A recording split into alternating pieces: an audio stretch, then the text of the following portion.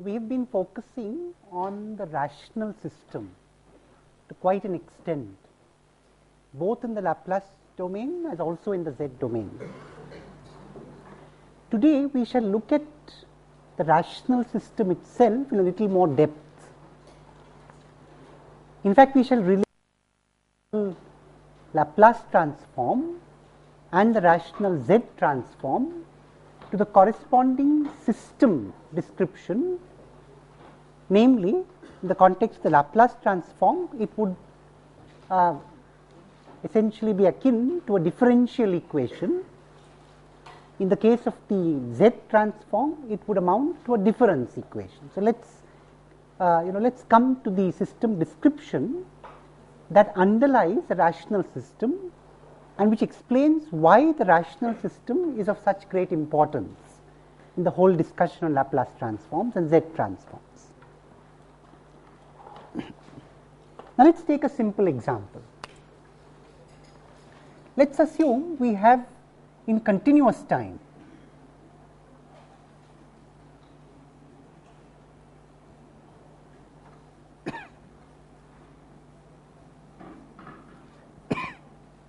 the system given by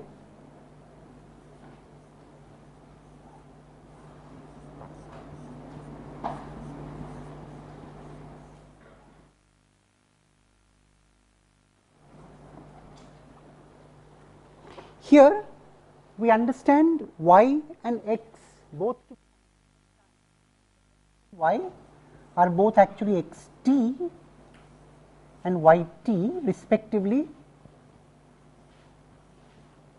the input output.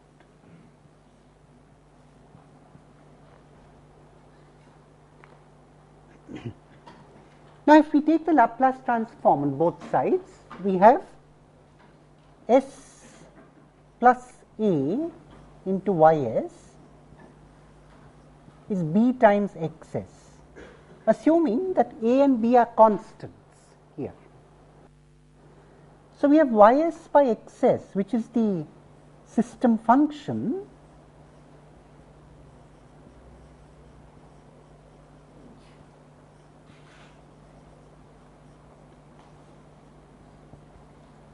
is b divided by s plus a.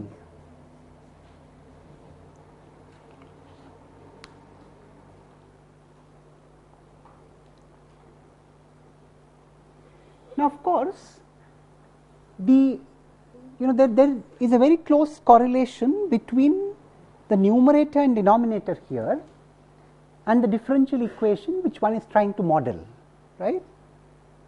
It is clear from this example that the numerator of the transfer function, the system function, indicates the derivative operations acting on the input, and the denominator indicates the derivative operations acting on the output. A general differential equation relates a linear combination of derivatives of the output to derivatives to a linear combination of derivatives of the input. And here we are talking about a linear combination with constant coefficients. In that situation, in such a system description where you have constant coefficient linear differential equations, the system function is a ratio of polynomials in S. Yes? In fact, this is a very important class of systems. The class of systems which can be described by, let's give them a formal name, linear constant coefficient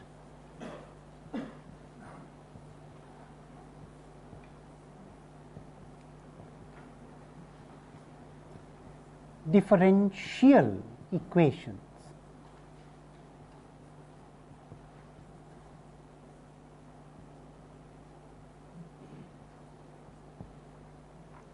We shall abbreviate these by LCCDEs.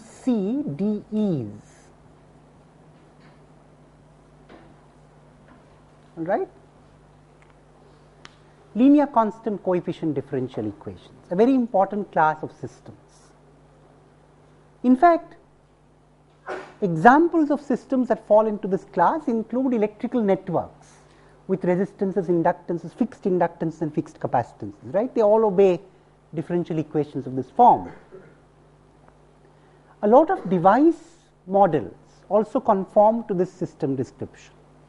A lot of electrical devices, in fact, a lot of mechanical devices or a lot of hydraulic devices or thermal devices also have a behavior which is quite closely modeled by equations of this form. So, the class of physical systems that are encompassed by LCCDEs is very wide, and therefore, the rational system plays a very important role in analyzing such systems. In fact, there is another thing that goes in favor of rational systems. If you look at electrical networks, I mean, I am talking about networks comprising of resistances, inductances and capacitances, there is no choice but for the impedance or the admittance, for that matter any transfer function that one has in an RLC network, but to be rational. In fact, you might ask me, what is an irrational transfer function? Can there be an irrational transfer function? We will show that there is a very simple system in the continuous time domain which has an irrational transfer function. Yeah? Let us consider the example of a delay, a simple delay. So, for example, suppose you consider the continuous time system where the output yt is a delayed version of the input, delayed by t0. Let us find the Laplace transform on both. This is a linear shift invariant system, right? It's and therefore, we can investigate whether we can relate the Laplace transforms of the input and output. Indeed, we can. Ys is e raised to the power minus st0 xs. It is very easy to show that the Laplace transform of x of t minus t0 is e raised to the power minus st0 times the Laplace transform of x. Now, here the system function ys by xs is e raised to the power minus st0, and this is irrational.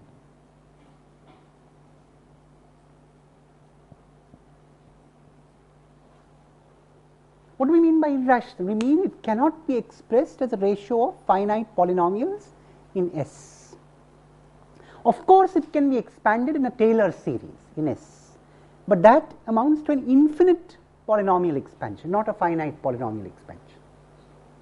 So, irrational systems have a place,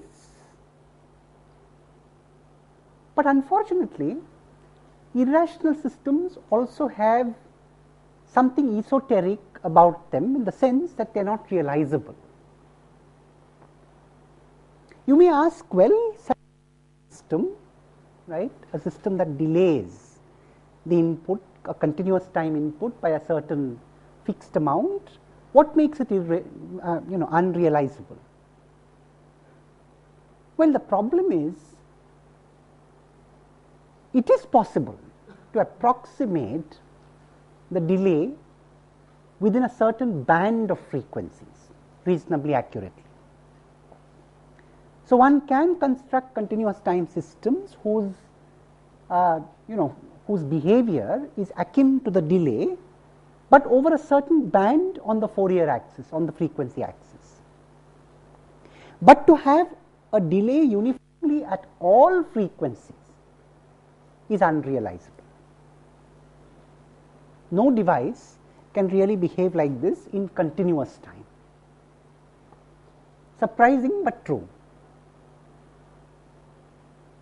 The construction of delays in microwave circuits is a challenging problem. So, to have a uniform delay over a large range of frequencies is often a very important challenge in communications. The challenge is as follows. most realistic systems have a magnitude and a phase response. The phase response is more of a necessary evil, like friction in mechanical systems. Necessary evil in the sense that because we wish the system to be causal, we cannot but have a phase response, though we would have liked the phase response to be 0 if possible. But the ideal phase response is one. What does a phase response do if you think about it? A phase response delays, you see, if you add a phase at a certain frequency, it is equivalent to shifting that sine wave by a certain amount in time. Now, ideally, we would like all sine waves to be shifted by the same amount in time. And that is why earlier on in the course, we had emphasized the importance of linear phase. In fact, if you put S equal to j omega here, you see that if at all it must. Now, for example, if you look at, see this system, if you substitute S equal to j omega as a phase response given by omega times t naught, which is linear in omega. So, an ideal phase response is a linear phase response, but linear phase is unachievable over the entire frequency axis. So, this is to illustrate that an irrational system is sometimes desired but unattainable, right? Rational systems can approximate irrational systems. For example, one can approximate the ideal delay over a certain range of frequencies with a rational system, right? But that is an approximation. So, here we have a situation where rational systems are what can be realized. For example, there is a wide class of rational systems which can be realized with RLC networks, right? But the irrational system is sometimes what we strive towards, but we cannot realize ideally. In fact, it turns out that if you look at the ideal filters, the ideal low pass filter, the ideal high pass filter, or for that matter the ideal band pass filters, they really do not correspond to rational systems. I shall try to give you an explanation for it, though not a very rigorous one. Let us look at the ideal low pass filter.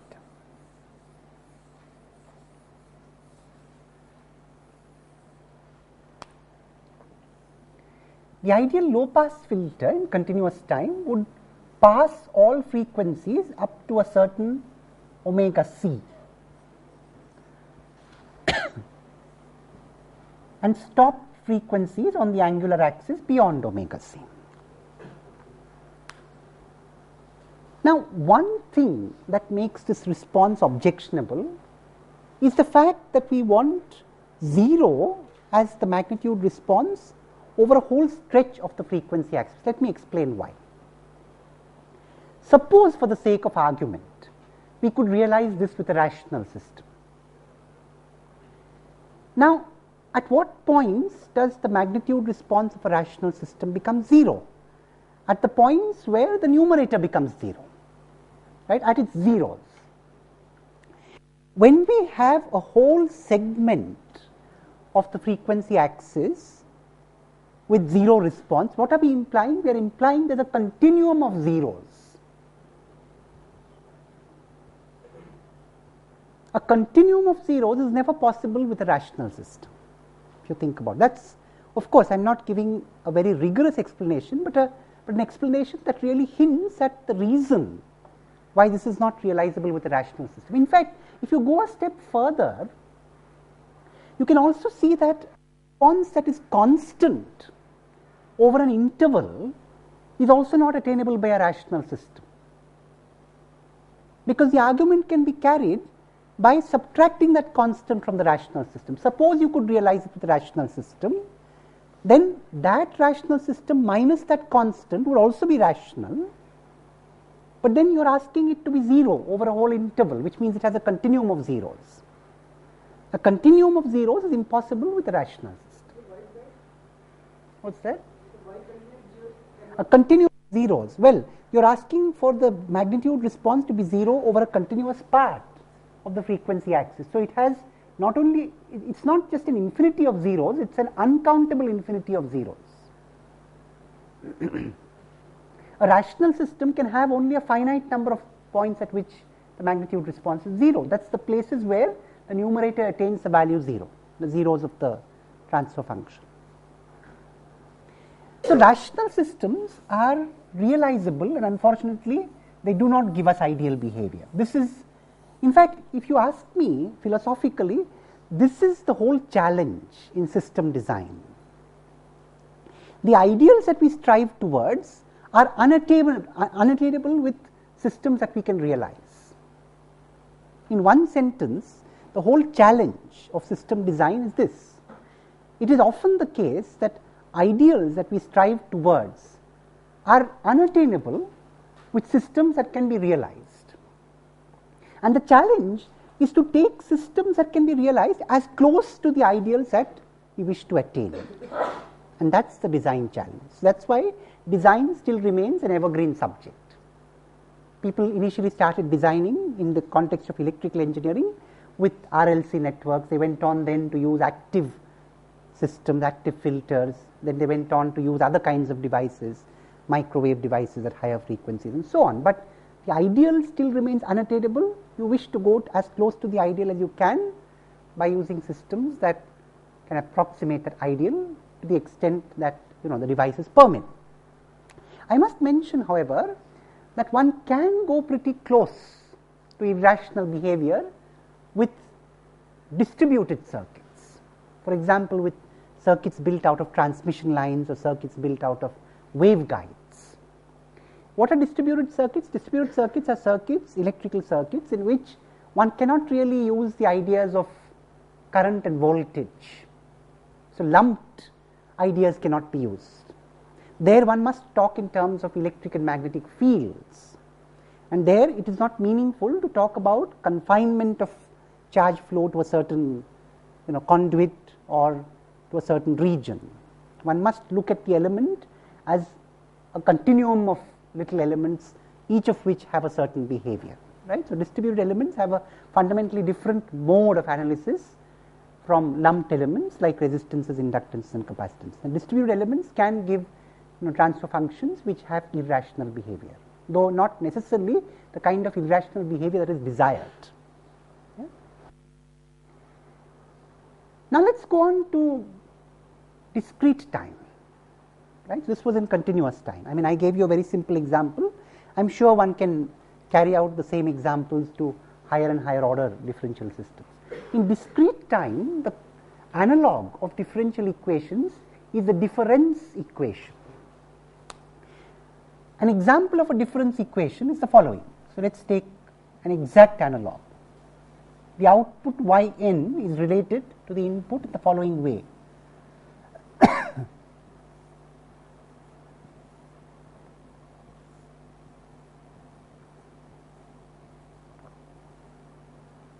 Let us look at this example of a discrete time system.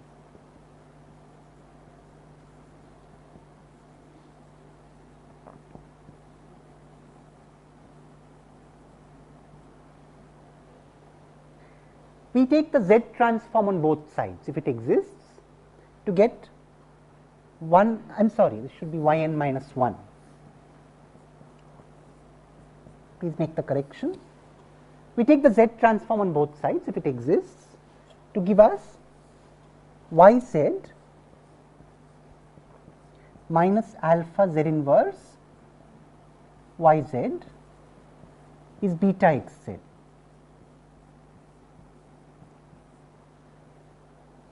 And that gives us yz by xz is independent of xz is equal to the system function called hz given by beta by 1 minus alpha Z inverse. A very simple example of a rational system.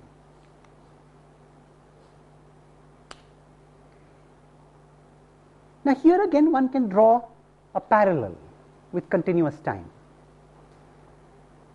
The numerator of this system function corresponds to the linear combination of the input and its delayed versions. So, what is the general difference equation that we are talking about here? A linear combination of the output and its delayed versions. By delayed versions, if the output is yn, I mean yn minus 1, yn minus 2 and so on, a finite linear combination of the output and its delayed versions is equal to a finite linear combination of the input and its delayed versions. The numerator of the system function corresponds to the linear combination of the input and its delayed versions, and the denominator corresponds to the linear combination of the output and its delayed versions, right. Now, here again the same kinds of arguments go through. I mean, the ideal filters, for example, the ideal low pass filter in discrete time is unrealizable with a rational system. The reasons are the same. In fact, if we put z equal to e raised to power j omega here, right, the same argument holds. One is asking for an infinity of zeros and a continuum of zeros, which cannot be realized with rational system, and so on. So, here again we have the same problem. We have the ideals that actually ask for irrational systems and realizable systems like this one, which are actually rational. And here again the design problem therefore, or the design challenge, comes from the fact that very often the desired ideal is irrational, the realizable systems are rational, and you need to approximate the ideal as closely as you can with rational systems. There is a surprising duality though between continuous time and discrete time systems. In continuous time, the differentiator is a rational system, right. Indeed,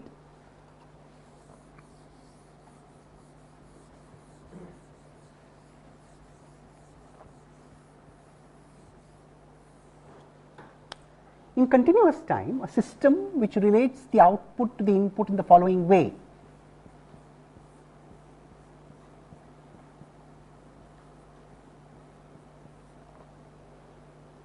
Right, has the transfer function given by S.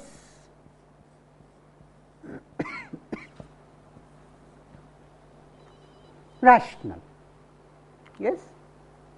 So is the integrator. You know, if you think about it, the integrator can be described by interchanging the role of the input and output here. The derivative of the output is equal to the input is the description of an integrator, right. So, if you write, so this is the differentiator.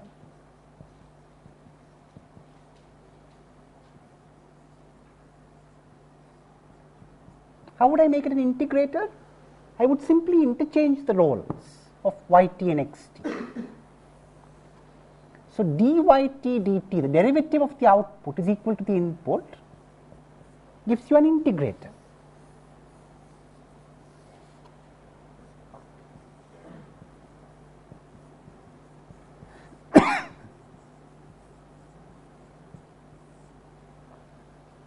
Both of these are rational systems. So, it is interesting, they can be realized. In fact, we know how they can be realized. For example, the differentiator can be realized if you think of it as an inductor. If you think of the voltage current relationship in an inductor, there is a differentiator operation there. It depends on what you call the input and what you call the output. Either the inductor or the capacitor could serve as a differentiator or as an integrator. So, it is very interesting. Both the differentiator and integrator can be realized very nicely in continuous time. In discrete time, both of these are irrational systems. What is a discrete time differentiator? Well, what is the frequency response of a differentiator? If you look at it, you see, for a differentiator,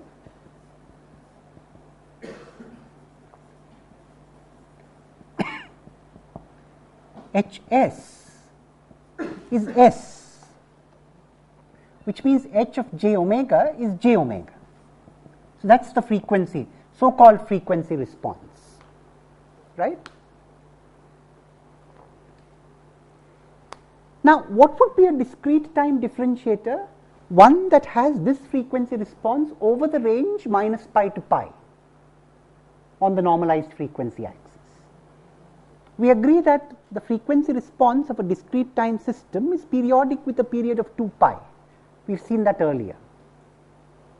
So, all that we can do is to impose this frequency response in the range minus pi to pi. So, digital differentiator or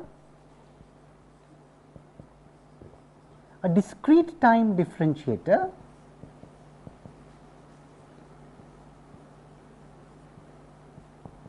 has the frequency response described by j omega, but only from minus pi to pi, and then of course periodically repeat it.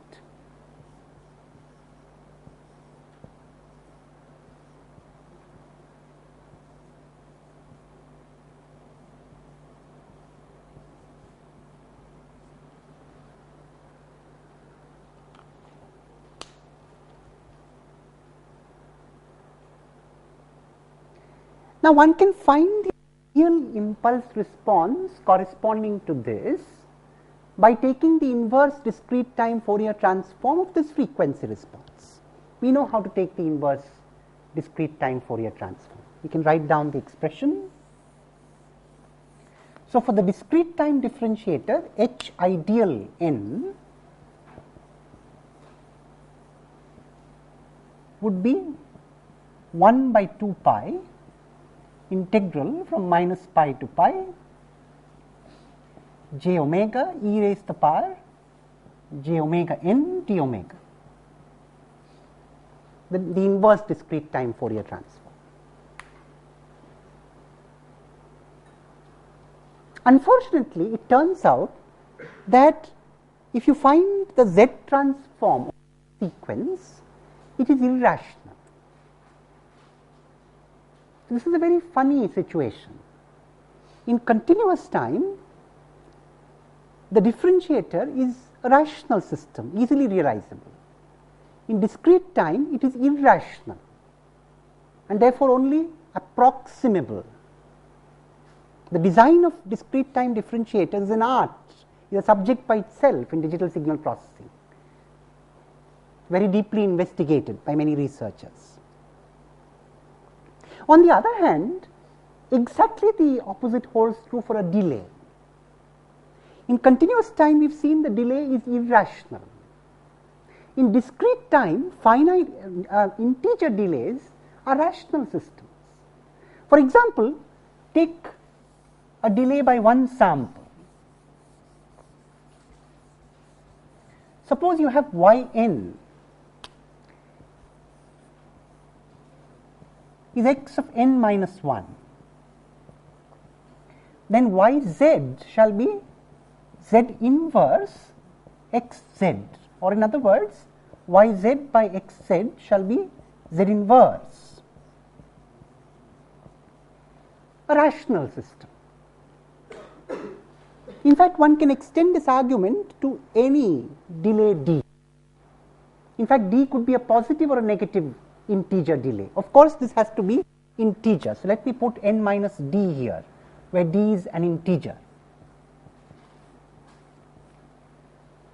In general, this transfer function would be z raised to the power minus d. D could be positive or negative. That means it could be an integer delay or an integer advance, both of which are examples of rational systems. So, here we have an exactly opposite situation. The delay, as far as integer delays go, are rational systems in discrete time, irrational in continuous time. The differentiator is a rational system in continuous time, but irrational in discrete time. I leave you to this thought while we now go on to the next part of this lecture, where we shall now invite some of the students who made the best presentations to come and explain their subjects in depth. The idea of interspersing some of these presentations with this discussion is also to give you a feel of the breadth of situations in which system and signal analysis can be applied or in which transform domain techniques can be used, right. So, I shall now invite Harshad Kasture and Paritosh Boraskar to come and present their study and analysis of the economic system and explain the model that they have investigated from the perspective of the concepts that we have outlined in this course on signals and systems.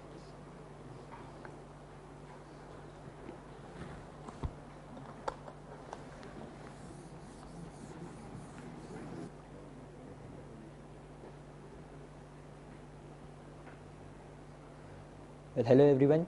So, our topic for this course presentation was the signal and system analysis of economic systems.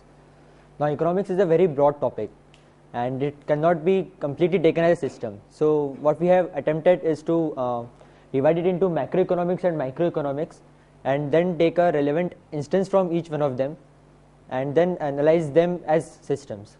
So, first we go on with microeconomics and in particular production. Now, I would like to explain some key terms for production. The first is the firm. Now, you might be aware of what firm is. Actually, it is the basic production unit. It is the unit that takes in the inputs and converts it into the outputs, subject to some technical constraints. The second is the factor inputs. Now, what firm takes in is the factor inputs. Now, basically, factor inputs can be either raw materials or maybe labor or capital and all these. The third one is the production function. The technical constraint subject to which the firm produces is the production function. Now, it is the technological relationship between the input and the output. Now, we assume maximum efficiency. What I mean by this is that whatever input the firm gets, it tries to have maximum efficiency in production. It chooses the production function in such a way that it has maximum efficiency. It tries to get maximum product out of it. Third one is concave. This is the particular shape of the production function. It is convex in the initial part and then it becomes concave. There are various reasons for it which we will discuss later on. But we should just keep in mind that this is the general shape of a production function, a typical production function of a firm. Now, the assumptions that we take into account for our systems. The first is perfect competitive market, that is perfect market competition. Now, under this, we assume that the firm cannot influence the prices of the factor inputs nor that of its own output. It is a very important assumption because in daily life we have advertising, brands and monopoly, etc., which do affect the prices of its output. Second is the pool of input factors. Now, it is a very common assumption. By pool of input factors, I mean that the firm has a market available to it from where it can easily buy its inputs and where it can easily sell its outputs. So, this is usually the case in real life as well. No external influences. Now, again, this is quite important and which is the assumption, I must say, because in daily life there are political, social, psychological influences like stress, etc., which affect the production. Now, here we are dealing only with economic part of it, not with all these factors. So, we have neglected all these factors in our discussion. Now, we move on to the system formulation. How do we define our system? How economics or microeconomics is a system? Now, the system we consider is a profit maximizing firm. A firm which will try to maximize the profit under whatever and take whatever inputs it is required. The input signal is obviously the cost of factor inputs and the output price. As we have the whole market from where it can purchase the inputs price and the output price, these are very important. When it will only take these prices from the market and accordingly it will produce the quantity. It will adjust the quantity such that it gets maximum profit. So, basically this is our system. Now, how does our system work? How does it maximize its profit?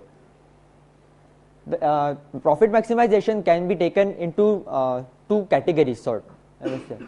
First is the unconstrained input. This is the typical case for a long term profit maximization. And long term, the inputs are not constrained. You can change the infrastructure, you can have a larger industry unit, you can change a little bit of technology as well. So in this, the inputs are not constrained. So the profit function is given by P, that is the price, into Fx. Fx is the production function, that is the how much output it produces, minus the W is the wages times the inputs, that is the cost, variable cost, and the fixed cost. The constraint here only is x should be greater than or equal to 0, that is the input should be non-negative. This is very important because we cannot expect a firm to sell inputs. This is like practically unrealizable, this is practically irrelevant. For maximization of profit, we want a maxima at x, that is Px should be greater than or equal to x plus dx, and by approximating the Taylor series, we get the condition x transpose dp by dx equals 0. Actually, this can be derived pretty simply. Like the approximate Taylor series is x plus dx, p of x plus dx is this, and p of x plus dx will always be less than px because there is a maxima at x. So the second term there will be negative, and along the boundary, that is x greater than or equal to 0, dx can only be positive. Like if we want along x equal to 0, if we just have little bit of input, it has to be positive input, it cannot be negative input. So this second part, dp by dx will be 0, and elsewhere x can be 0. So combining these two, we get this relation, x transpose dp by dx equals 0. Now usually x equal to 0 means what? The firm is not producing anything, no inputs, no outputs. So this is a bit uninteresting case, I must say. So for x not equal to 0, we get the condition dfx by dx is equal to w by p. W is the wages, total wages and costs that are incurred, and p is the price of its output, which is the equal to marginal productivity. Now this can be intuitively thought well of as well. The marginal productivity will keep on increasing, and we'll get to this point where it is the ratio of W and P. Now when marginal productivity is less than this means that when we increase the input by a little factor, the cost incurred will be W times dx, and the output that we get, it will only be P times dx, which will be less than the cost incurred. So profit will start decreasing. So we want maximum profit, and so that point is important. Now for the constrained input case, this is the case in the short term, and in everyday life there will be some constraints for the production. So we take the set of constraints at C of x less than or equal to b, and this other constraint is again x greater than or equal to 0. Now we want to maximize the profit, and for this we introduce S, the slack variable, to take into account the inequality. Cx is less than or equal to b. S is non-negative, so this will ensure that the first inequality is satisfied. And again using the method of Lagrangian, which most of us have encountered. So using this method we can maximize profit by in turn differentiating with respect to k, s and x. So we can get some set of conditions for maximum profit even in the constrained case. Now again we come to system characteristics. How do we see all this as system? We have seen what our system is and how does it work, how does it maximize profit. Now we have a look at system characteristics under all these: causality, memory, shift invariance, linearity and stability. So first we have a look at causality. Now system is a causal system. It will just depend on the prices and wages at that particular point in time, not in future. This is under the assumption of our system. We can consider an example of production function, which is a quadratic production function, which will always be concave. Even under that, it will be a causal system. But in true life, if you see the entrepreneur of the firm, he will have some foresight. He will expect what will be the prices after some time, and accordingly he will put his inputs. He will buy his inputs accordingly. So in that case, the system will become non-causal. But under the applied assumptions, we should say that the system is causal. The next one is the memory. System is memoryless. Again, it does not depend on what were the prices 5 years back, or maybe even 5 weeks back. this firm will not depend its output on this thing. But again, the entrepreneur might have experience, and again the human factor, I must say, that he might think that okay, the trend is like this, and accordingly he might adjust his inputs. Now we move on to shift invariance. The system is obviously shift variant. Now how can you hope that given the same input signal, that is the same prices and price of inputs and outputs, after 10 years or maybe after 50 years, you will get the same, you must have produce the same output to get maximum profit. The technology itself will change, the production function itself will change. So obviously the output produced will change. We will have a far greater output produced for the maximum profit. So system is shift variant. But if you consider again in a very short period of time, where technology will not change, maybe within some weeks, within a few weeks, the system will be shift invariant. For example, whether we start producing today or whether we start producing 4 weeks ahead, so it won't actually matter. So in that case it will be shift invariant, but over reasonably large intervals of time, I must say the system is shift variant. Next one is linearity. Now we cannot comment too much on linearity on a general basis. Actually it depends on the production function. For example, for the quadratic production function, it will not be linear. And actually we must remember that our input signal is not the inputs to the factory, it is the cost, the vector of all the costs of input factors and the price of output. So we must consider linearity in those terms. But generally speaking, the system is generally non-linear, it's not linear. Now we move on to last point, that is the stability. The system is inherently stable. Now why do I say so? For the constrained input case, the inputs are constrained. So our output signal, that is the output of the firm, cannot be infinite, it cannot be unconstrained. How can you have infinite production out of limited resources? No, you can't have it. Even for the unconstrained case, we can show that the output cannot be infinite. This is governed by law of diminishing marginal returns and law of diminishing returns to scale. The first one, diminishing marginal returns. According to this law, as we keep all the inputs constant and we just increase one of the inputs by, let's say, dx. So the output will, it says that the output will it will increase, but by decreasing slope, and after some time it will start decreasing. To consider some example, let us consider land and labor. Let's say we have a patch of land, 100 acres or so, and we have only 1 or 2 laborers. As we start increasing the laborers, the production will increase, because land will be utilized more in better way, more efficiently. But if we keep increasing the labor, after a point when labor becomes like say 50 or 60, then it will start decreasing. It will be too crowded a place to have the production. So this is diminishing marginal returns. Diminishing returns to scale.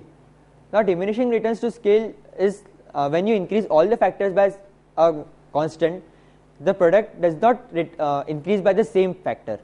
Now I must warn that this is not considered to be it is not related to homogeneity, because again our input signal is the prices, the vector of prices, and not the inputs. This is very simple to see that as the firm grows larger, it is not necessary that its output will be proportional to the increase in the inputs. It will increase, but after some time it will again start to decrease, because as the size of the firm grows larger and larger, there are managerial problems and various other problems under which this output cannot be infinite. This is the curve for the average. The green curve is for the average production, and the red one is for marginal productivity. As we had just seen the diminishing marginal productivity, that the red curve first increases, that was the stage when inputs are less than the optimum. At the peak it is the optimum, and then when crowding starts taking place, it will start decreasing. We must also see that the average cost, average production, will intersect the marginal productivity at its maximum, that is maximum of the average.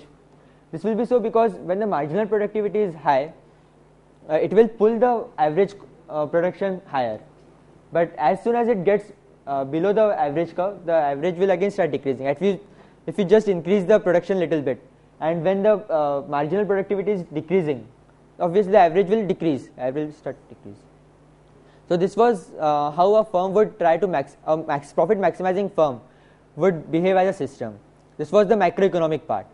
Now we must have a look at the macroeconomic part, which is when we consider a large number of firms and there are large number of individuals taking it. So for that I'll invite Harshad to take.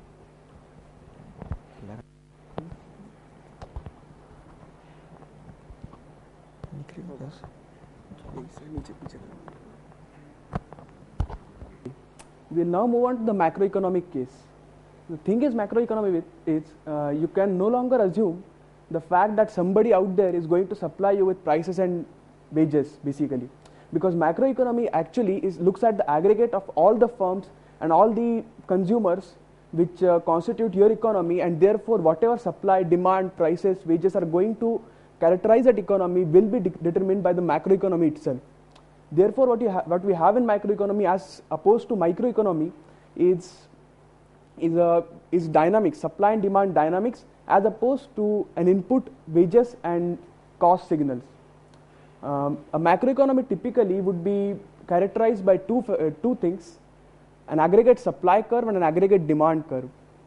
An aggregate supply curve shows how the net production of all the firms, all the industries comprising that economy will vary with price, whereas the aggregate demand curve shows the cumulative effect of the demands of all the consumers, whether private or government, that comprise that economy. Typically, as we saw there, the aggregate supply curve would have a positive slope, that it will increase with price level, and the aggregate demand will typically decrease with price level. Now, as I said, one of the major features of a macroeconomic system is supply and demand dynamics. And the Cobweb model is a very popular model which deals with the supply and demand dynamics and how they will interact to give the equilibrium price which all the firms comprising that macroeconomy will take as their input, as we saw in the microeconomic case. Now there are certain assumptions that we assume in this Cobweb model. One is that we assume our macroeconomic system to be a discrete time case. That is a very valid assumption actually, because typically economic cycles would be spread out over fairly large intervals of time, let's say 4 months or 6 months, typically in an agrarian economy, and therefore discrete time signal makes sense. Another assumption is that demand at a given time depends only upon the price at that given time, whereas supply depends on the price at the previous time. This basically assumes that the supplier assumes that whatever price is present at a given time will prevail over subsequent periods and start producing according to that, and that is why supply depends upon time, one time interval earlier. And another important assumption is whenever the economy is allowed to function normally by itself, it will always try to have a case where demand is equal to supply, that is whatever is supplied by the industries is taken up by the consumers. Now, how can we look at this macroeconomy in a signals and systems perspective? We can look at the entire macroeconomy as a signal which is characterized by its aggregate supply and aggregate demand curves. These aggregate supply and aggregate demand curves in some sense are the system function for this system. The input signals to this system are exogenous disturbances. Now, exogenous disturbances are those disturbances which are outside the control of the macroeconomy. These might be events at the world scale or changes in weather or such things that the macroeconomy cannot by itself control. These being the input signals, the output signal that we take is the price at a given point in time, and the way we can formulate the effect of this input signal is whenever this input signal is present, we can assume that it is too powerful and therefore it dominates every other effect, and therefore price at a given time whenever xt is non-zero is governed by xt itself, it is equal to xt. However, when xt is 0, that is to say there is no external disturbance, the system, that is the macroeconomy, functions in the normal way, that is trying to assure that supply is equal to demand, and therefore we get this equation. Yeah. Now the equation that we saw for the functioning of the macroeconomy in the normal case, that is when there are no exogenous disturbances, is in some ways a difference equation, because the input, rather the output, that is the price at any given point in time, does depend upon the price at a previous point in time. What we see, this is the general form of a difference equation, which says like summation of ak y of n minus k equal to summation of bk x of n minus k. We see that the output at any point in time depends upon the input at that point in time and at previous points in time, as also on the outputs at the previous points in time. It is easier to see from here that it is a recursive equation, and therefore since the output is depending upon previous outputs, whenever we have to obtain a solution for such an equation, we will need auxiliary conditions which are basically initial conditions which will determine what the output at a point is. And in some ways this can also be looked upon as a feedback system where whatever is the output of the system goes back into the system and forms a part of the input. And in this framework we can actually look at our macroeconomy as characterized by a difference equation where the exogenous disturbances actually provide the auxiliary conditions, and thereafter whenever they are absent, the macroeconomy arranges itself according to that equation that we just saw. Now the system characteristics. Well, as far as our assumption goes, like the way we have formulated the system, this system is a causal system because the output at any point in time is not depending upon inputs at future instants. But again, in a practical case, this is not the case because there is something called the mood of the market, where the market sort of tries to anticipate what future events would be and tries to act accordingly, and therefore in a practical case this would turn out to be a non-causal system. Then we move on to memory, and we find that memory is in fact a very important characteristic of this system, in the sense that obviously current price depends upon past disturbances and past prices, and in fact this is a very important feature of this system, because whether this macroeconomy is stable or not, and whether it can always function smoothly without external control or not, depends upon how this memory part of its working works, and we'll see that later in stability. Well, shift invariance,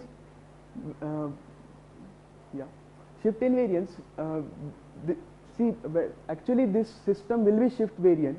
The reason being similar to what we stated in microeconomy, because the aggregate supply curve and the aggregate demand curve do change with time. Aggregate supply curves, for example, would change with technological advances and the cost of outputs which come from outside the economy, and aggregate demand curves would change with monetary and fiscal policies, lifestyles, the general standard of living of the consumer, and so on. Linearity. Well, as it turns out, this system is non-linear, and that is very easy to see. If I take an exogenous disturbance which is non-zero at a point say t1 in time, and take another exogenous disturbance, another input signal that is, which is non-zero at some other point t2 in time, where t2 is greater than t1, and I look at the sum of these inputs, I see that subsequent to time t2, the system would simply behave as if only the disturbance at t2 were present. It would simply ignore t1, and therefore output obviously is not the sum of the corresponding inputs, and therefore linearity is not, it's not linear. However, the property of linearity does not have a very practical interpretation attached to it. Stability in some ways actually is the most important or most striking feature of this property of this system. What we have here is the aggregate supply and aggregate demand curves. As you can see, the aggregate what we have on the x-axis is the quantity produced, on the y-axis we have prices. We can see the red supply curve which has a positive slope, meaning that whenever price level goes up, the supply level also goes up, and demand curve has a negative slope. Now it turns out that if the slope of the demand curve is greater than the slope of the supply curve, whenever an exogenous disturbance comes and goes, the system will always slowly it will oscillate about the equilibrium price, and it will slowly converge to that equilibrium price. Now it has some very interesting economic interpretations, because the slopes of the curve are related to what are called price elasticities and supply elasticities and demand elasticities. And whenever the demand is very elastic, as in this case, what happens is whenever there is an exogenous disturbance which comes and disturbs the system is always able to sustain itself, and in the long run it will always stabilize itself to its equilibrium value. However, if we have a case where where the elasticity of demand is actually very less, that is to say we have a very inelastic demand which changes not much with price, the system might actually run awry. Because what might happen, for example, there is a very interesting paradox in economics related to this. If suppose you have a very good weather which gives very good supply, that is to say the supply suddenly increases, and so there is a consequent decrease in price. Now what will happen is, in spite of a bumper harvest, the farmers, the people who are associated with the agricultural industry will actually suffer a loss, because demand will not change much with time, and therefore in spite of the fact that price has gone down, the demand will remain almost the same, and therefore the net profit of the agricultural industry would actually go down, and this would lead to oscillations about the equilibrium price which go on diverging from the equilibrium price, and ultimately in such a case an institution like the government would have to intervene and typically take measures such as fixed ceiling prices so that this does not occur. And there is another this is a very singular case where, and it's not of much practical importance, where the slope of the supply and demand curves are the same. Then we have two special cases where the demand curve also the positive slope, that is to say that with price the quantity demanded also increases, but this typically would happen with goods such as luxury goods which are perceived as status symbols. Here also, like the slopes of the supply and demand curves play a similar role. If the slope of the demand curve is more, you would have a converging output signal, otherwise you have a diverging output signal, the only difference being that the output signal in this case is monotonous and does not oscillate about the equilibrium price. Yeah, that's about it. Thanks.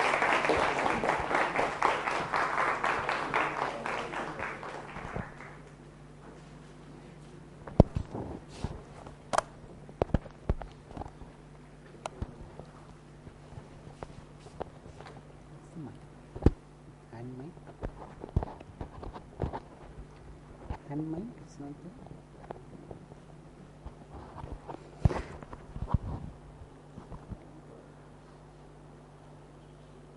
That was indeed a very, very illustrative presentation, and we appreciate the beautiful way in which Harshad and Paritosh brought out the relation between macroeconomic and microeconomic concepts and certain ideas that we've been exploring in signals and systems.